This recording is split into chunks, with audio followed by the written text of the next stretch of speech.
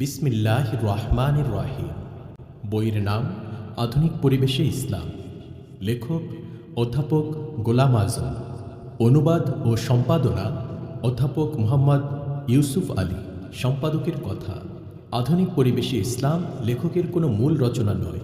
ইসলামী আন্দোলনকে সামনে রেখে বাংলাদেশের রাজনৈতিক পট পরিবর্তনের পূর্বে আ গাইড টু ইসলামিক মুভমেন্ট নামক যে মূল্যবান বইটি প্রণয়ন ও প্রকাশ করেছিলেন, সে বইটির অংশবিশেষের অনুবাদ ও সম্পাদনা। বিজ্ঞানের আবিষ্কারের ফলশ্রুতিতে যে আধুনিক সভ্যতা গড়ে উঠেছে, শিল্পকলা, সাহিত্য, চারুকলা, সিনেমা শিল্প ইত্যাদি, তার আনুষঙ্গিক আবশ্যকীয় দিক। অপরদিকে গড়ে উঠেছে জাতীয়তাবাদ, পুঁজিবাদ, কমিউনিজম, সমাজবাদ, গণতন্ত্র ইত্যকার বিভিন্ন মতবাদ ও ইজম। এসবের সমাবেশে ইসলাম আধুনিক সমাজে চলতে পারে কিভাবে এবং এ পর্যায়ে ইসলাম আধুনিক সমাজের মানুষের নিকট কী দাওয়াত পেশ করে, এ বিষয়টিকেই গ্রহণ করা হয়েছে মূল গ্রন্থ থেকে। বলা বাহুল্য, রাজনৈতিক পট পরিবর্তনের কারণে গ্রন্থটির পূর্ণ ও হুবহু প্রকাশ সময় উপযোগী নয় বিবেচনা করেই কেবলমাত্র বর্তমান সময়ে সামঞ্জস্যশীল অংশটুকুই পুস্তিকাকারে প্রকাশ করা হলো। আধুনিক পরিবেশ ও ইসলাম সম্পর্কে যারা চিন্তাভাবনা করেন, তাদেরকে পুস্তিকাটি যদি কোনো আলোর সন্ধান দিতে সক্ষম হয়, তাহলেই আমাদের শ্রম সার্থক হবে।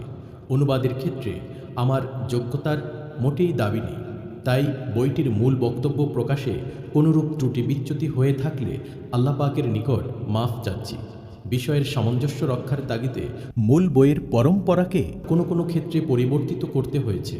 পুস্তিকাটির ব্যাপারে কেউ কোনো সংশোধনী বা পরামর্শ দিলে সাদরে গ্রহণ করা হবে। সম্পাদক। ইসলাম কি? পৃষ্ঠা 5 এবং 6। শাব্দিক অর্থে ইসলাম মানে আনুগত্য। পারিভাষিক অর্থে ইসলাম মানে আল্লাহর নিকট সম্পূর্ণ ও শর্তহীন আত্মসমর্পণ। আল্লাহর প্রাকৃতিক আইন যেমন সমগ্র বস্তু জগতে পরিব্যাপ্ত, ইসলামও তেমনি আল্লাহর প্রদত্ত সামাজিক আচরণ সম্পর্কিত বিশ্বজনীনভাবে প্রযোজ্য বিধিবিধান নিয়ে গঠিত। কোরআন ঘোষণা করে, আফাগাইরা দীনিল্লাহি ইয়াবতাগুনা ওয়া লাহু আসলামা মান ফিস সামাওয়াতি ওয়াল আরদি তাওআন ওয়া কারহান ওয়া ইলাইহি ইউরজাউন। তারা কি আল্লাহর নিকট ব্যতীত অন্য কোনো পথের সন্ধান করে? অথচ আসমান জমিনে যা কিছু আছে, তারা সবাই ইচ্ছায় হোক বা অনিচ্ছায় হোক তার নিকট আত্মসমর্পণ করেছে এবং তারই নিকট সবাইকে ফিরিয়ে আনা হবে। সূরা আল ইমরান আয়াত 83। উপরোক্ত আয়াতে আল্লাহ তাআলা আমাদেরকে জানাচ্ছেন যে মানবকুল সহ সমগ্র বিশ্ব জগৎ তারই ইচ্ছার নিকট, অর্থাৎ তার তৈরি প্রাকৃতিক আইনের নিকট আত্মসমর্পণ করে। কিন্তু বিশ্বের মূল পরিকল্পনা অনুযায়ী মানব জাতিকে ইচ্ছা ও চেষ্টার ক্ষেত্রে স্বাধীনতা প্রদান করা হয়েছে। কাজেই মানুষ কোন পথে তার ইচ্ছাশক্তি ও প্রচেষ্টাকে নিয়োজিত করবে, সে সিদ্ধান্ত গ্রহণ করার ব্যাপারে সে স্বাধীন। কিন্তু সাথে সাথে আল্লাহ তাআলা মানব জীবনের এই দিকটির জন্য প্রয়োজনীয় দিক নির্দেশ তৈরি ও মনোনীত করে দিয়েছেন, যাতে মানুষ চাইলে তার সেই স্বাধীন ক্ষমতা প্রয়োগ করতে গিয়ে এসব নির্ভুল আইনসমূহ অনুসরণ করতে পারে। মানুষের সামাজিক ব্যবহার ও স্বভাব প্রকৃতি নিয়ন্ত্রণের উদ্দেশ্যে প্রদত্ত এসব আইন আল্লাহর জবরদস্তিমূলক শক্তির মাধ্যমে বাস্তবায়িত হয় না, যেমন হয় প্রাকৃতিক আইনের ব্যাপারে। আল্লাহ এগুলোকে মানুষের জন্য ঐচ্ছিক করে মানব জাতিকে তা মেনে চলতে বলেছেন এবং আল্লাহর প্রতিনিধি খলিফা হিসেবে মানুষকে আল্লাহর পক্ষ থেকে তাদের নিজেদের স্বার্থে সেগুলোকে বাস্তবায়িত করতে বলেছেন। আল্লাহ তাআলা ঘোষণা করেছেন যে ইসলামের আইনের প্রতি মানুষের আনুগত্য ইহকাল ও পরকালের শান্তির নিশ্চয়তা প্রদান করবে, কেননা সেক্ষেত্রে পৃথিবীর গোটা জৈবিক ও জড় জগতে পূর্ণ ঐক্য স্থাপিত হবে। সমগ্র পৃথিবীর সৃষ্টির মধ্যে শান্তি বজায় রাখার সেটাই একমাত্র পথ এবং তাতেই রয়েছে ইসলামের নামের যথার্থতা, যা শান্তির অর্থেও ব্যবহৃত হয়ে থাকে।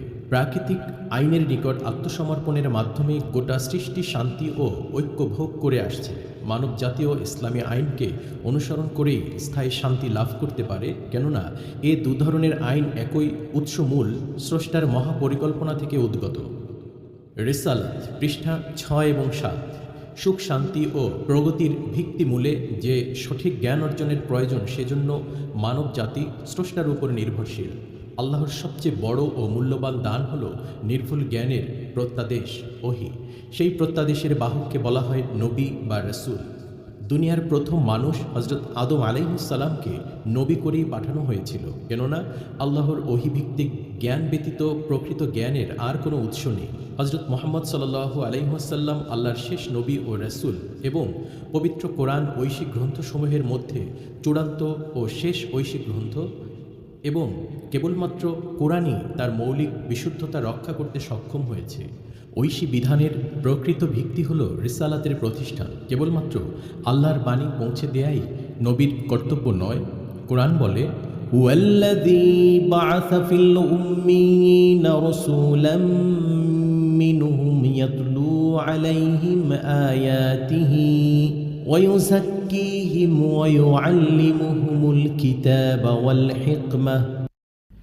তিনিই আল্লাহ, যিনি অক্ষর জ্ঞানহীনদের নিকট তাদেরই মধ্য হতে একজন নবী প্রেরণ করেছেন, যাতে নবী তাদের নিকট তার আল্লাহ তাআলার নিদর্শনাবলী পাঠ করবেন, তাদেরকে পবিত্র করবেন এবং তাদেরকে আল্লাহর কিতাব ও সমস্যা সংকুল মানব জীবনে আল্লাহর বাস্তব প্রয়োগের কৌশল শিক্ষা দেবেন।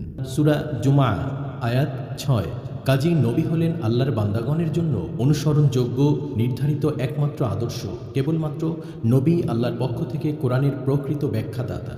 প্রকৃত বিশ্বাসী মুমিনদের নিকট আল্লাহর নিযুক্ত নবী রাসূলগণের ব্যাখ্যা ছাড়া বিপরীত কোনো ব্যাখ্যাই গ্রহণযোগ্য হতে পারে না। কোরআন হলো আল্লাহর কিতাব এবং হযরত মুহাম্মদ সাল্লাল্লাহু আলাইহি ওয়াসাল্লাম ওই কিতাবেরই জীবন্ত প্রতীক। কথা বা কাজের মাধ্যমে হযরত মুহাম্মদ সাল্লাল্লাহু আলাইহি ওয়াসাল্লাম কোরআনের যে ব্যাখ্যা দিয়েছেন তাকে বলা হয় সুন্নাহ। রাসূলুল্লাহ সাল্লাল্লাহু আলাইহি ওয়াসাল্লামের এই সুন্নাহকে অত্যন্ত নিখুঁতভাবে প্রমাণিত করে হাদিসের মাধ্যমে সংরক্ষিত রাখা হয়েছে। নবীর মর্যাদা অবশ্যই অত্যন্ত সুস্পষ্ট থাকতে হবে। ইসলামের পবিত্রতা নির্ভর করে নবীর মর্যাদার যথাযথ সংরক্ষণের উপর। নবী সর্বদাই স্বয়ং আল্লাহ কর্তৃক পরিচালিত হন।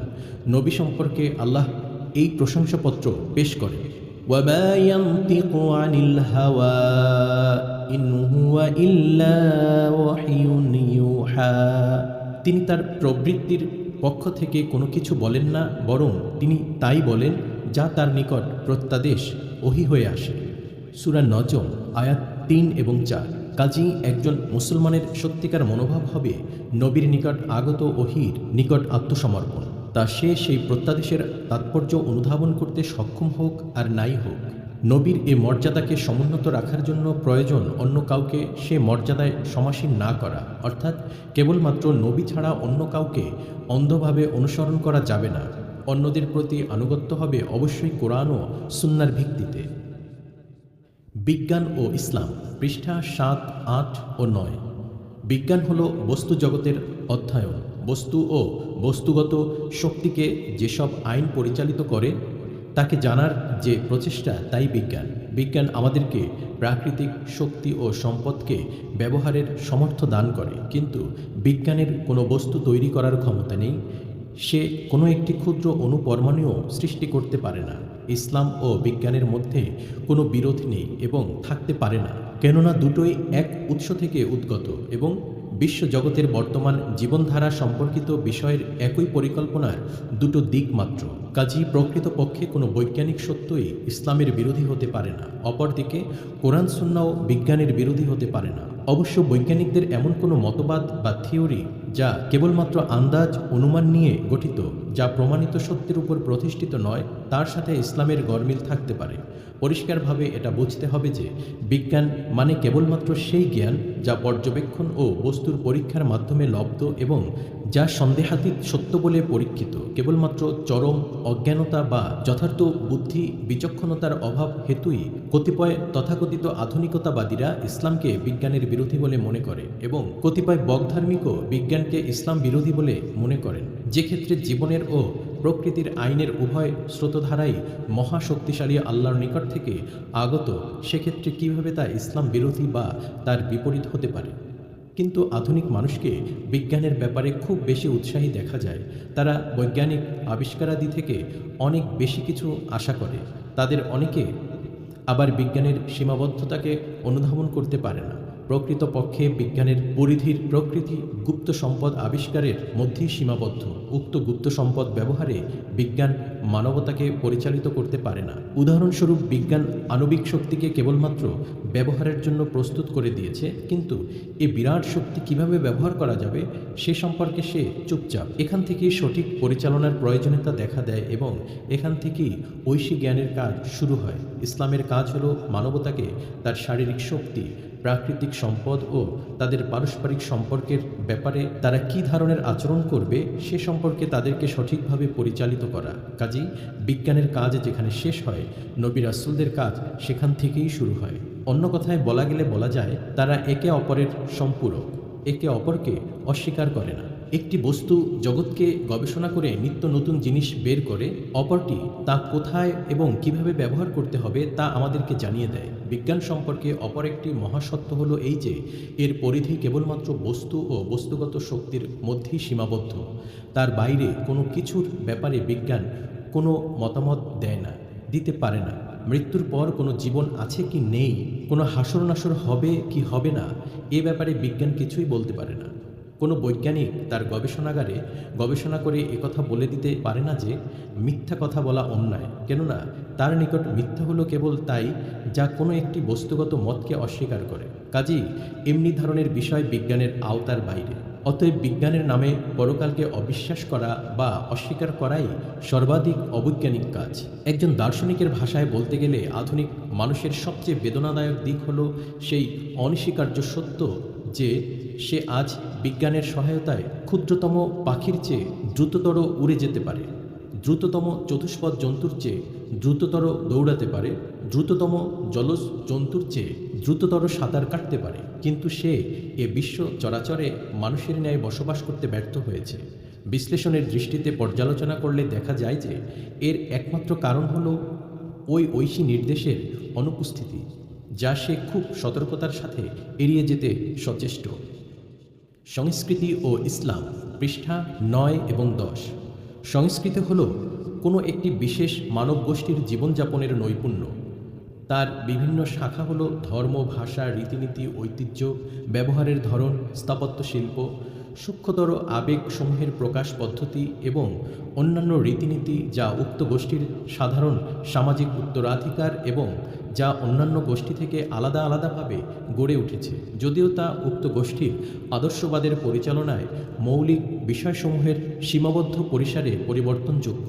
ইসলাম কোরআন ও সুন্নাহর সীমার আওতায় ইসলামী সংস্কৃতির উন্নয়ন ও অগ্রগতি সমর্থন করে এবং সংস্কৃতির যে কোনো ক্ষেত্রে সে সীমার বাইরে চলে যাওয়ার বিরোধিতা করে। ইসলামী সংস্কৃতি ও মুসলিম সংস্কৃতির মধ্যে কার্যত একটি পার্থক্যের সৃষ্টি হয়ে গিয়েছে। বিভ্রান্ত মুসলমানগণ বিজাতীয় সংস্কৃতি থেকে ধার করে তাদের সংস্কৃতিতে যা সংযোজন করে তা মোটেই ইসলামী সংস্কৃতি নয়। ইসলামী সংস্কৃতি কোনো অবস্থাতেই কোরআন ও সুন্নাহ বিরোধী হতে পারে না। একটি আত্মমর্যাদা সম্পন্ন জাতির সবচেয়ে উল্লেখযোগ্য নিদর্শন হল বিজাতীয় সংস্কৃতির জোয়ারের মুখে নিজেদের সংস্কৃতি সংরক্ষণের শক্তি ও সামর্থ্য রাখে। রাজনৈতিক স্বাধীনতা বজায় রাখার চেয়েও এটি বেশি গুরুত্বপূর্ণ। ইতিহাসের পাতায় এর ভুরি ভুরি নজির পাওয়া যায় যে রাজনৈতিক বিজয়ের পূর্বশর্ত হিসেবে সাংস্কৃতিক বিজয় ঘটেছে। এ দৃষ্টিতে সাংস্কৃতিক গোলামি রাজনৈতিক পরাধীনতার চেয়েও গ্লানিকর। কোনো দেশ রাজনৈতিক ও অর্থনৈতিক গোলামিতে ভুগতে থাকলে কোনো এক সুবিধাজনক পর্যায়ে সে শৃঙ্খল থেকে মুক্তি লাভ করার সুযোগ পেতে পারে, কিন্তু যে জাতি একবার সাংস্কৃতিক গোলামিতে অভ্যস্ত হয়ে উঠেছে সে এটা অনুধাবন করতেই ব্যর্থ হয়ে পড়েছে। তাকে তার সাংস্কৃতিক প্রভুদের বিরুদ্ধে রুখে দাঁড়ানো উচিত এবং এরূপ এক জাতি তার রাজনৈতিক স্বাধীনতা লাভ করার পরও কোনো কিছুই লাভ করতে পারে না। শিল্পকলা, সাহিত্য ও ইসলাম, পৃষ্ঠা 10। সাহিত্য হল জীবনের প্রতিচ্ছবিমূলক আক্ষরিক বর্ণনা। মানব সমাজে কি রয়েছে তার একটি সূক্ষ্মতর প্রতিফলন। কোনো মানবিক কাজই নির্দিষ্ট কোনো উদ্দেশ্য ব্যতীত সংগঠিত হয় না এবং সাহিত্য প্রচেষ্টাও এ ব্যাপারে কোনো ব্যতিক্রম নয়। শিল্পকলার জন্য শিল্পকলা একটি মৃত দর্শন। শিল্পকলা অবশ্যই হবে জীবনের জন্য এবং জাতিতে জাতিতে জীবনের ধারণা হয় ভিন্ন ভিন্ন। একজন মুসলমানের তৈরি সাহিত্যে ইসলাম পরিচালিত জীবনের দৃষ্টিভঙ্গি ও আবেগের প্রতিফলন হওয়া উচিত। কোনো একটি ইসলামী সমাজ এ ধরনের সাহিত্য বরদাস্ত করতে পারে না যা ইসলামের নৈতিক সীমাকে অতিক্রম করার উৎসাহ যোগায় এবং ইসলামী মূল্যবোধের ধারণাকে দুর্বল করে। চারুকলা ও ইসলাম, পৃষ্ঠা 10। চারুকলা হল অভ্যন্তরীণ ভাবধারা প্রকাশের ওইসব মাধ্যম যা মানুষের আবেগকে নাড়া দেয়। আবেগ হল চালিকা শক্তি যা মানুষকে কাজের উত্তপ্ত ময়দানে নিক্ষেপ করে। ইসলাম আবেগকে যথাযথ গুরুত্ব দেওয়া সত্ত্বেও আবেগকে বুদ্ধিবৃত্তির উপর অধিক গুরুত্ব দেওয়া সমর্থন করে না। আবেগ বুদ্ধিবৃত্তির মাধ্যমে পরিচালিত হলে আশ্চর্য ধরনের ফল লাভ করতে পারে। ইসলাম চারুকলার বিরোধী নয়। ইসলাম কেবলমাত্র প্রয়োজনীয় নৈতিক সীমা নির্ধারণ করে যাতে চারুকলার মাধ্যমে সমূহ ইসলামী মূল্যবোধ বাস্তবায়নে অবদান রাখতে পারে।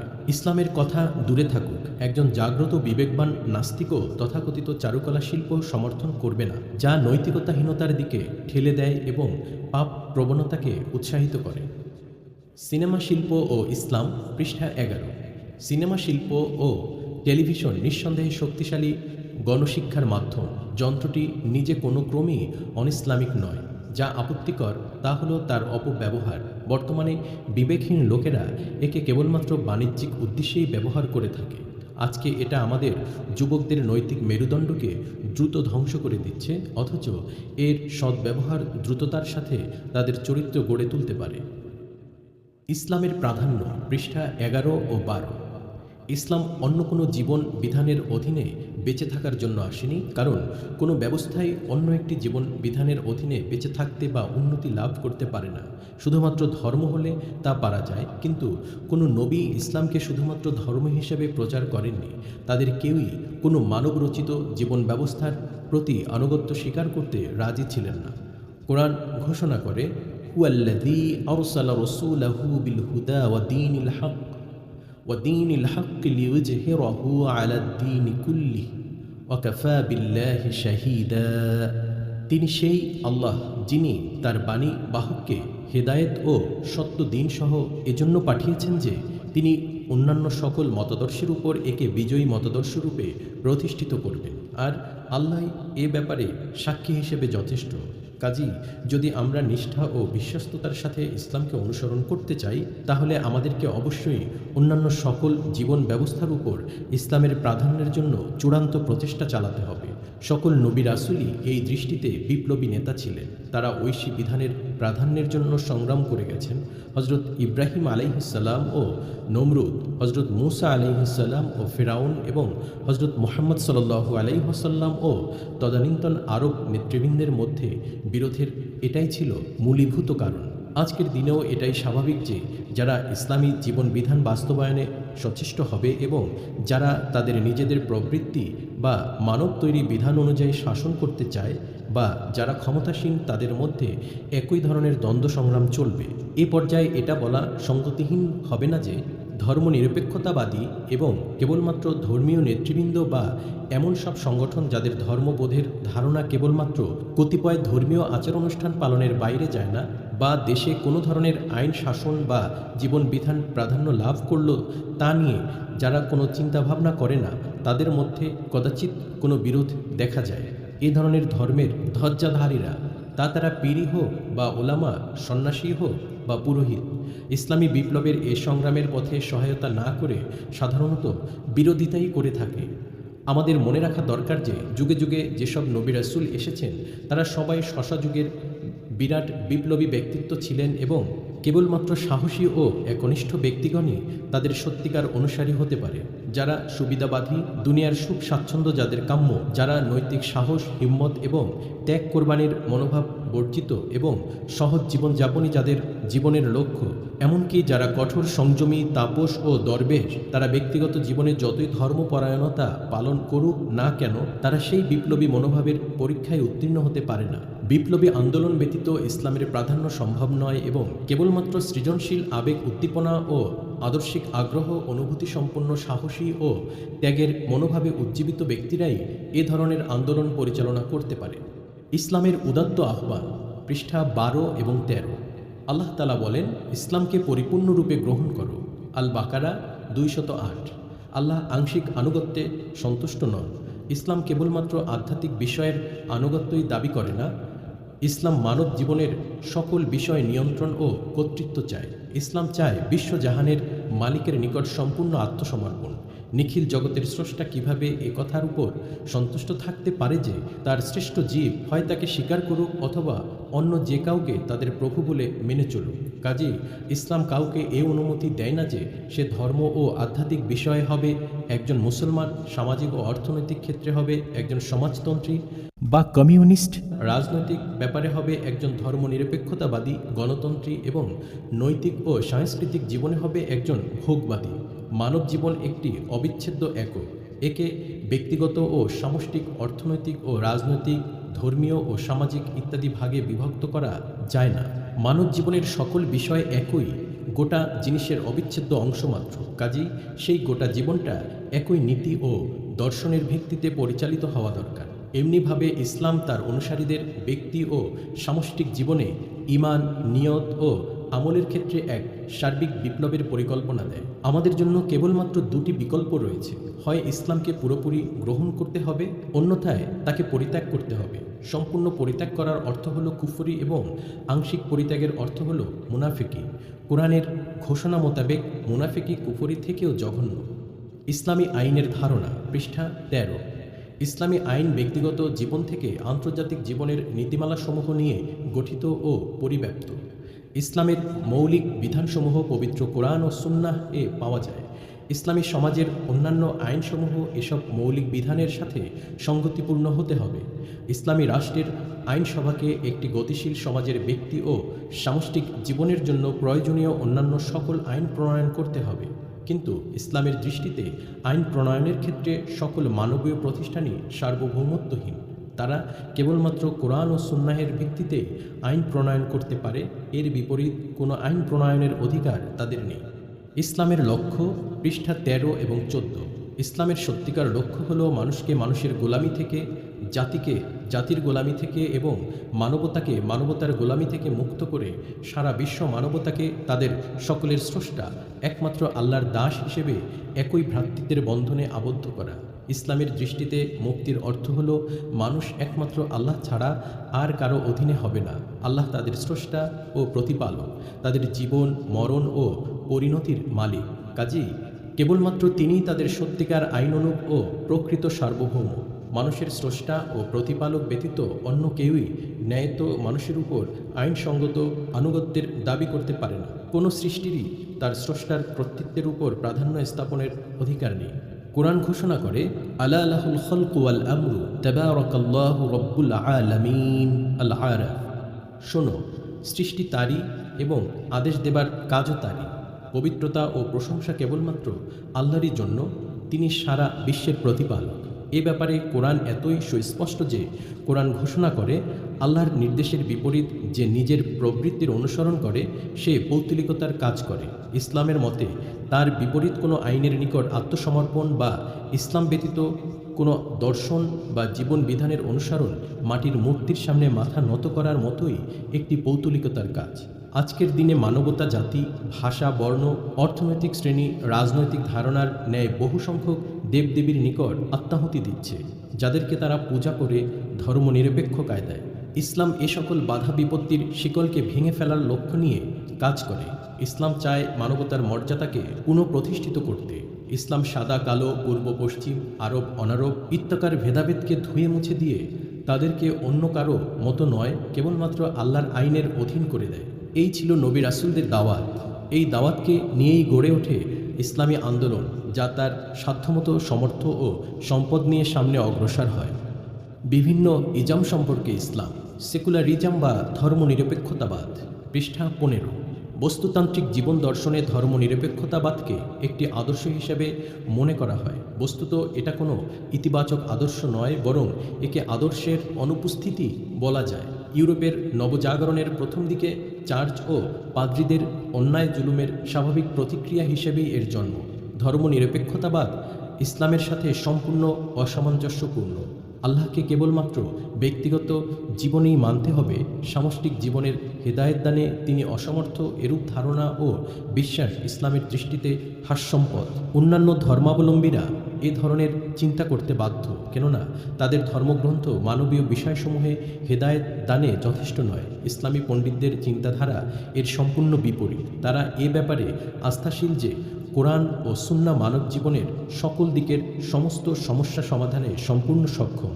ধর্মনিরপেক্ষবাদীরা অজ্ঞানতা হেতু মনে করতে পারে যে ইসলাম কেবলমাত্র একটি ধর্ম, কিন্তু একজন সচেতন মুসলমানের পক্ষে ধর্মনিরপেক্ষ হওয়া অসম্ভব। তথাকথিত অকৃত্রিম মুসলিম ধর্মনিরপেক্ষতাবাদীর জন্য এটাই একমাত্র সম্মানজনক বিকল্প যে তারা তাদেরকে অমুসলিম ঘোষণা করুক, কেননা মুসলিম ধর্মনিরপেক্ষতাবাদী হল একটি হাস্যপদ ভ্রান্তি। জাতীয়তাবাদী, পৃষ্ঠা 15 ও 16। যদিও ইসলামী রাষ্ট্র ছোট হোক বড় হোক একটি বিশেষ ভূখণ্ডেই প্রতিষ্ঠিত হবে, তবুও ভৌগোলিক এককের উপর ভিত্তি করে কোনো জাতীয়তাবাদ ধারণা সম্পূর্ণ অনিসলামী। ইসলাম তার আদর্শ ব্যতীত সকল সীমানাকে উঠিয়ে দেয়। ইসলাম অঞ্চল, ভাষা, বর্ণ, বংশ ও অন্য কোনো বাধার ভিত্তিতে মানবতার শ্রেণীবিন্যাসে বিশ্বাস করে না। জাতীয়তাবাদ হলো একটি মানব গোষ্ঠীর মধ্যকার ঐক্যের অনুভূতি। মনস্তাত্ত্বিক ও বুদ্ধিবৃত্তিক দিক থেকে বলতে গেলে ঐক্যের বাস্তব ভিত্তি হল চিন্তার ঐক্য ও জীবনোদ্দেশ্যের ঐক্য। কাজেই ইসলাম মানবতাকে কেবলমাত্র দুটি শ্রেণীতে বিভক্ত করে: ইসলামী জীবনধারার প্রতি বিশ্বাসী ও অবিশ্বাসী জনসমাজ। পুঁজিবাদ, পৃষ্ঠা 16। পুঁজিবাদ হল মানব ইতিহাসের অন্যতম প্রধান অভিশাপ। এটা ব্যক্তির অধিকার তত্ত্বের উপর ভিত্তি করে প্রতিষ্ঠিত সেই ব্যক্তিবাদের চরম রূপ, যা রাষ্ট্রের পুলিশি কার্যাবলী ব্যতীত সকল কার্যাবলী ব্যক্তি স্বাধীনতার নামে বন্ধ করে দেয়া। একটি পুঁজিবাদী সমাজই সমাজতন্ত্র ও কমিউনিজমের প্রসারের জন্য সবচেয়ে উর্বর ক্ষেত্র। যারা তথাকথিত মুক্ত অর্থনীতির সমর্থনে ইংল্যান্ড ও আমেরিকার উদাহরণ পেশ করে, তারা এটা ভুলে যায় যে এ দুটো দেশই সারা বিশ্বের সম্পদ লুটে নেবার সুযোগ পেয়েছিল। পুঁজিবাদী অর্থব্যবস্থা কেবলমাত্র আন্তর্জাতিক শোষকদের জন্যই উপযোগী হতে পারে। এই অর্থব্যবস্থা এমনকি যুক্তরাজ্য ও যুক্তরাষ্ট্রের জন্য যে উপযোগী নয়, তা এখানে দেখানোর কোনো প্রয়োজন নেই। সমাজতন্ত্র ও কমিউনিজম, পৃষ্ঠা 16 থেকে 18। কার্ল মার্কসের মূল থিওরিকে সমাজতন্ত্রই বলা হতো এবং পরে তা কমিউনিজম বলে পরিচিতি লাভ করে। কতিপয় কারণে কমিউনিজম পরিভাষাটি বদনাম অর্জন করে এবং বর্তমানে আবার সেই পুরনো নাম সমাজতন্ত্রই ব্যবহৃত হচ্ছে। অবশ্য এ দুয়ের মধ্যে একটি পার্থক্য রয়েছে বলে মনে করা হয়, কিন্তু সেই পার্থক্য কেবলমাত্র মাত্রা ও প্রয়োগ পদ্ধতির দিক থেকে, দর্শন ও নীতির দিক থেকে নয়। পুঁজিবাদের প্রতি যে ঘৃণা তা সমাজতন্ত্রের দিকে আকর্ষণ সৃষ্টি করেছে, কেননা আমাদের বুদ্ধিজীবীদের নিকট অন্য কোনো বিকল্প অর্থব্যবস্থা জানা নেই।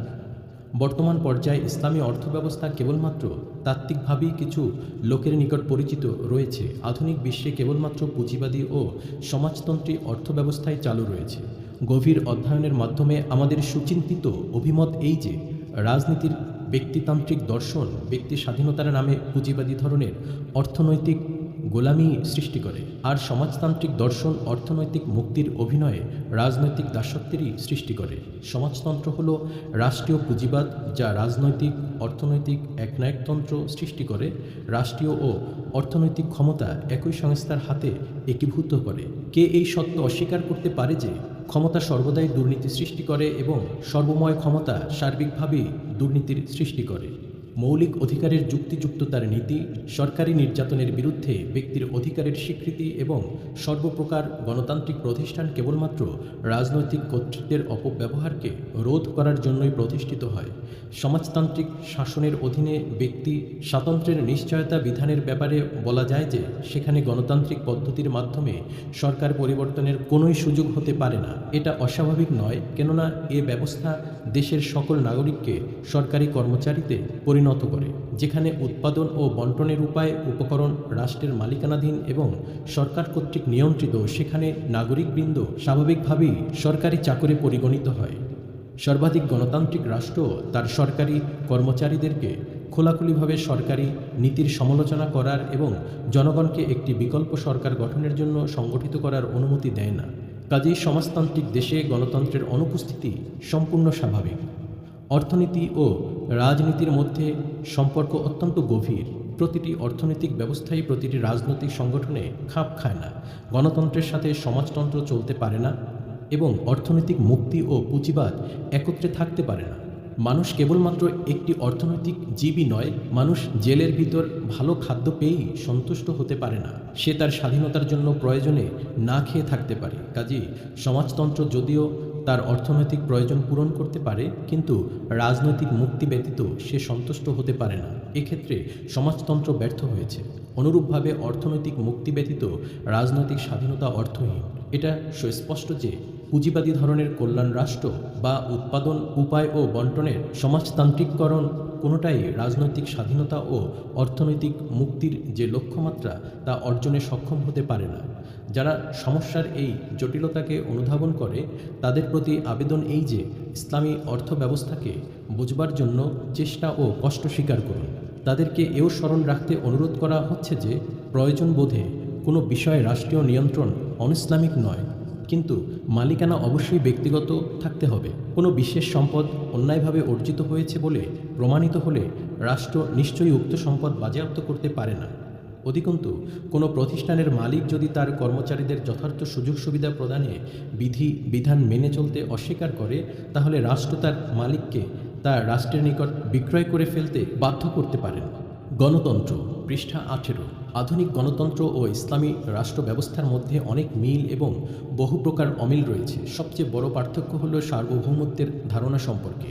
ইসলামের দৃষ্টিতে সার্বভৌমত্ব কেবলমাত্র আল্লাহর হাতে এবং জনগণ পরোক্ষ ও প্রত্যক্ষভাবে তাদের প্রতিনিধিদের মাধ্যমে কোরআন সুন্নাহর বিপরীত পথে নয়, বরং সেই মোতাবেক আইন প্রণয়ন করতে পারে। রাষ্ট্রনীতির ঘোর প্যাচের মধ্যে সার্বভৌমত্বের স্থান নির্ধারণের সমস্যা এক চিরস্থায়ী সমস্যা। একে কেবলমাত্র আল্লাহর হাতে অর্পণ করেই এই সমস্যার সমাধান করা যেতে পারে। রাজনৈতিক চিন্তাবিদগণ কর্তৃক নির্ধারিত বৈশিষ্ট্য অনুযায়ী সার্বভৌমত্বের সকল বৈশিষ্ট্যসমূহ যুক্তির দিক থেকে কেবলমাত্র আল্লাহই ধারণ করার দাবি করতে পারেন। নিরাপদভাবেই এটা বলা যেতে পারে যে আধুনিক গণতন্ত্রের ভাবধারার সাথে ইসলামের যথেষ্ট মিল রয়েছে, যদিও কার্যক্ষেত্রে নৈতিকতা ও নিঃস্বার্থপরতার উপর ইসলামের গুরুত্বের কারণে কতিপয় পার্থক্য দেখা দেয়। উপসংহার, পৃষ্ঠা 19। আধুনিক সভ্যতার ভিত্তি যেসব মূলনীতির উপর তা হল: 1. ধর্মনিরপেক্ষতা, 2. জাতীয়তাবাদ, 3. জনগণের সার্বভৌমত্ব। সেক্ষেত্রে ইসলামী ব্যবস্থার ভিত্তি হল: 1. রাজনৈতিক বিষয়সহ জীবনের সকল ব্যাপারে আল্লাহর নিকট আত্মসমর্পণ, 2. মানবতাবাদ, 3. সার্বভৌমত্ব আল্লাহর এবং খেলাফত জনগণের। এ কয়টি হল ইসলামী রাষ্ট্র ব্যবস্থার মৌলিক বিষয় এবং কার্যত সম্পূর্ণ ইসলামী জীবন ব্যবস্থার মেরুদণ্ড। ইসলামী আন্দোলন ও সংগঠনের উদ্দেশ্য ও লক্ষ্য হল এসব মূলনীতির ভিত্তিতে মানব সমাজ ও রাষ্ট্রের ভিত্তিসমূহ প্রতিষ্ঠিত করা। ইসলামী আন্দোলনের দাওয়াত, পৃষ্ঠা 19 এবং 20। ইসলামী আন্দোলন সাধারণভাবে মানব জাতিকে এবং বিশেষভাবে মুসলমানদিগকে আল কোরআন ও হজরত মুহাম্মদ সাল্লাল্লাহু আলাইহি ওয়াসাল্লামের বিপ্লবী আন্দোলন থেকে গৃহীত 3 দফা দাওয়াত গ্রহণ করার আবেদন পেশ করে। এ দাওয়াত মানুষের ব্যক্তিগত ও সামষ্টিক জীবনের সকল দুর্গতির প্রতিষেধক। প্রথম দফা দাওয়াত গোটা বিশ্ব মানবতাকে নিম্নোক্ত ভাষায় উদাত্ত আহ্বান জানায়: 1. গোটা বিশ্বজাহানের প্রভুই আপনার একমাত্র সার্বভৌম প্রভু রূপে এবং তার বাণীবাহক নবীকে আপনার জীবনের সকল ক্ষেত্রের প্রশ্নাতীত নেতারূপে গ্রহণ করুন। যে ব্যক্তি উক্ত নীতিকে গ্রহণ করে নেন তাকে এরই স্বাভাবিক ফল হিসেবে দ্বিতীয় দফা দাওয়াত গ্রহণ করার অনুরোধ করা হয়। 2. সকল প্রকার মুনাফিকি পরিত্যাগ করুন। বিশ্বাস ও কার্যক্রমের মধ্যকার সকল প্রকার বৈসাদৃশ্য ত্যাগ করুন এবং আল্লাহ ও তার সর্বশেষ নবীর বিপরীত সকল প্রকার আনুগত্য পরিহার করুন। যে সকল ব্যক্তি এ 2 দফা দাওয়াতকে সচেতনভাবে কবুল করে নেন, ইসলামী আন্দোলন তাদের তৃতীয় দফার জন্য কঠোর পরিশ্রম করার আবেদন জানান। 3. যদি আপনার জীবনকে আপনার বিশ্বাস অনুযায়ী পরিচালিত করতে চান, তাহলে জীবনের সকল ক্ষেত্রে সকল প্রকার ধর্মনিরপেক্ষ ও খোদাহীন নেতৃত্ব থেকে মুক্তি লাভ করুন এবং যারা ব্যক্তিগতভাবে আল্লাহর আনুগত্য ও তার নবীর অনুসরণ করে চলে সেসব খোদাভীরু ও সৎ লোকের নেতৃত্ব প্রতিষ্ঠিত করুন। যারা এ দাওয়াতের সত্যকে অনুধাবন করবে তারা ইসলামী আন্দোলনের সাথে সহযোগিতা করুন, আর যারা ইসলামী আন্দোলনের পথে প্রতিবন্ধকতা ও বাধার সৃষ্টি করে তারা তাদের আচরণের জন্য আল্লাহর দরবারে জবাবদিহি করার জন্য তৈরি হন। এই বিপ্লবী দাওয়াতের তাৎপর্য এর মধ্যেই নিহিত রয়েছে। কে এ সত্যকে অস্বীকার করতে পারে যে মানুষের উপর মানুষের চূড়ান্ত সার্বভৌমত্বই মানব সম্পর্কিত সকল অসুবিধার মূলীভূত কারণ এবং কেবলমাত্র আল্লাহর সার্বভৌমত্বই ব্যক্তি, গোষ্ঠী ও জাতির মধ্যকার সম্পর্ককে সঠিক ও যথার্থ করে তুলতে পারে। যুক্তিসঙ্গত এটাই যে আল্লাহর বাণীবাহক নবী ব্যতীত অন্য কোনো মানুষই মানুষের আদর্শ হতে পারে না। হজরত মুহাম্মদ সাল্লাল্লাহু আলাইহি ওয়াসাল্লাম সর্বশেষ নবী ও রসুল এবং তার মাধ্যমে সকল নবীকে মানা যেতে পারে। মনে করা যায় যে মুসলমানগণ কালেমা তাইয়্যিবার মধ্যেই এই নীতিকে কবুল করে নিয়েছে, কিন্তু তাদের অধিকাংশই তাদের প্রচারিত বিশ্বাস ও বাস্তব জীবনের মধ্যে জঘন্য রকমের বৈপরীত্যে ভুগে। সকল সমস্যার বড় সমস্যা হলো সৎ, নিঃস্বার্থ ও ত্যাগী নেতৃত্বের অভাব। আল্লাহর নিকট জবাবদিহির ভয়শূন্য লোক সঠিক নেতৃত্বের দায়িত্ব পালন করতে পারে না, আর ত্যাগী ও সৎ নেতৃত্ব ব্যতীত এমনকি ধর্মীয় জীবনও যথার্থভাবে চলতে পারে না। কাজী ইসলামী আন্দোলনের উক্ত 3 দফা দাওয়াত সকল মানব সমস্যার একেবারেই মূলেই আঘাত হানে। ইসলামী আন্দোলনের স্থায়ী কর্মসূচি, পৃষ্ঠা 20, 21, 22 ও 23। ইসলামী আন্দোলনের 4 দফা স্থায়ী কর্মসূচি থাকা দরকার। সেগুলো হলো নিম্নরূপ: 1. ব্যক্তিগত যোগাযোগ, বক্তৃতা, আলোচনা, সাময়িকী, সম্মেলন, সেমিনার, সিম্পোজিয়াম, প্রদর্শনী, টেপ রেকর্ড, প্রামাণ্যচিত্র ও বিশ্বের বিভিন্ন ভাষায় বিপুল সংখ্যক সাহিত্যের মাধ্যমে হিকমত ও যুক্তিসঙ্গত পন্থা অবলম্বনে কোরআন ও সুন্নাহ মোতাবেক জনগণের, বিশেষ করে শিক্ষিত মহলের চিন্তার পরিশুদ্ধি ও পুনর্গঠন। বিশেষভাবে 3টি দিক সম্পর্কিত সাহিত্য সৃষ্টির প্রয়োজন, যথা: ক. বিকৃতি মুক্ত ও মৌলিক বিশুদ্ধতা সহ ইসলামী জীবন পদ্ধতি উপস্থাপন করা। খ. পক্ষপাতহীনভাবে পাশ্চাত্য সভ্যতার বিশ্লেষণ এবং কোরআন ও সুন্নাহর আলোকে তার গ্রহণীয় ও বর্জনীয় দিকগুলোর শ্রেণীবিন্যাস করা। গ. বর্তমান সময়ে মানুষ যেসব সমস্যার মোকাবেলা করছে তার সকল দিকগুলোর বিশ্লেষণ এবং বিভিন্ন মানবরচিত আদর্শভিত্তিক সম্পূর্ণ অসন্তোষজনক সমাধানের পরিবর্তে সমস্যাগুলোর সঠিক ইসলামী সমাধান পেশ করা। 2. সমাজে যারা পূর্ব থেকেই সৎ অথবা এখন থেকে যারা সৎ জীবনযাপন করতে প্রস্তুত এবং ইসলামী জীবনধারার প্রাধান্য সম্পর্কে যারা আস্থাশীল এবং যারা ইসলামী সমাজ ব্যবস্থা প্রতিষ্ঠার গুরুত্ব সচেতনভাবে উপলব্ধি করে, তাদেরকে খুঁজে বের করা, সুষ্ঠু ও নিয়মতান্ত্রিক পদ্ধতিতে তাদেরকে সংগঠিত করা এবং তাদেরকে সভা সমিতি, শিক্ষা কোর্স ও বাস্তবভাবে ময়দানে কাজের মাধ্যমে ধারাবাহিকভাবে জ্ঞান, বিজ্ঞান, নৈতিকতা ও রাজনৈতিক ক্ষেত্রে প্রশিক্ষণ দান। 3. সম্ভাব্য সকল উপায়ে জনগণের খেদমত করা, বিভিন্ন ধরনের সমাজসেবামূলক ও সমাজ সংস্কারমূলক কাজের ব্যাপক প্রোগ্রাম নেয়া। এ পর্যায়ে যে কাজ হাতে নেওয়া যেতে পারে সেগুলো হলো: ক. অসৎ আমলা ও হয়রানিকারী গুন্ডাদের অত্যাচার নিষ্পেষণের হাত থেকে জনগণকে রক্ষা করা। খ. বিনামূল্যে বা স্বল্প মূল্যে মেডিকেল সাহায্য প্রদান। গ. গরিব, অসহায়, বিধবা, এতিম, অসমর্থ, দুর্দশাগ্রস্ত ও মুসাফিরদের সাহায্য প্রদান। ঘ. জনগণের সহায়তায় গ্রাম্য রাস্তা ও পুল নির্মাণ ও মেরামতের ব্যবস্থা করা এবং দূষিত ও অস্বাস্থ্যকর সব কিছু দূরীকরণ। ঙ. জনগণের প্রয়োজনীয় রিলিফ কার্যে অংশগ্রহণ। চ. গরিব ছাত্রদেরকে সাহায্য ও বৃত্তি প্রদান। ছ. শিশু ও বয়স্কদের শিক্ষা প্রতিষ্ঠান স্থাপন। সংস্কারমূলক কার্যক্রম। ক. ইসলামের সহজ ও সঠিক শিক্ষা প্রদান, জনগণ যাতে আল্লাহ ও রসুলের আনুগত্যে ধাবিত হয় এবং আল্লাহর নিকট জবাবদিহির ভয় নিয়ে কাজ করে তার ব্যবস্থা করা। খ. মসজিদ, সামাজিক প্রতিষ্ঠান ও ইসলামী শিক্ষা কেন্দ্রের উন্নয়ন। গ.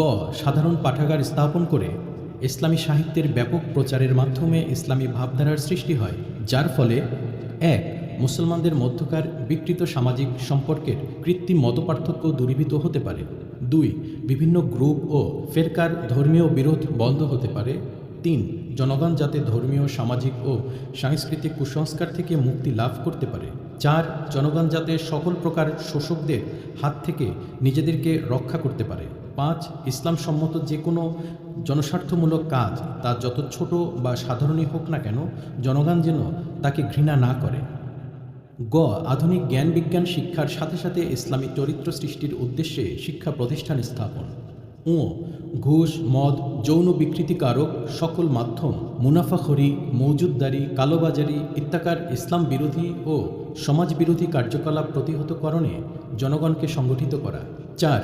ইসলামী কর্মসূচির চতুর্থ দফা হল সরকারের পুনর্গঠন। রাষ্ট্র ও জনগণ সম্পর্কিত প্রতিটি ব্যাপারে কোরআন সুন্নাহ মোতাবেক সরকারকে সঠিক পরামর্শ দান ও তদনুযায়ী পরিচালনা করা দরকার। সরকারি নীতি পুনর্গঠনের জন্য এই কর্মসূচির অধীনে নির্বাচনে অংশগ্রহণ ও তার মাধ্যমে সৎ, নির্ভরযোগ্য ও যোগ্য প্রতিনিধি প্রেরণের চেষ্টা করা উচিত।